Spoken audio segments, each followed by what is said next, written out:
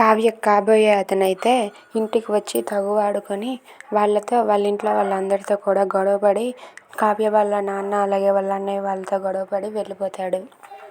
ఇక కావ్య అయితే తను ప్రేమించిన అబ్బాయిని తన మనసులో పెట్టుకుంటుంది. ఇంతలో వాళ్ళ నాన్న సంబంధం చూస్తారు.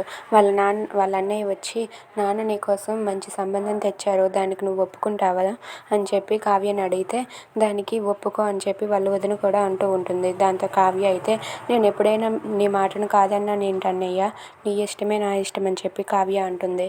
అది విని వాళ్ళ అన్నయ్య కూడా చాలా సంతోషిస్తూ ఉంటాడు. ఇక వాళ్ళ వదిన అయితే ఇక అంతా మంచిగా జరుగుతుంది, మనం పెళ్ళి కాయ పెట్టేస్తే మంచిది అని చెప్పి వాళ్ళ వదిన కూడా అంటూ ఉంటుంది. ఇక అదంతా కూడా ఆ రకంగా నా చెల్లి ఆ రోజు పెళ్ళికి ఒప్పుకుంది. కానీ ఎలా జరిగిందో ఏంటో ఆ తర్వాత మా నాన్న చనిపోయాడు అని చెప్పి ఇవన్నీ కూడా కావ్య వాళ్ళ అన్నయ్య గుర్తు తెచ్చుకుంటూ అసలు ఏం జరిగిందో అని ఆలోచిస్తూ ఉంటాడు.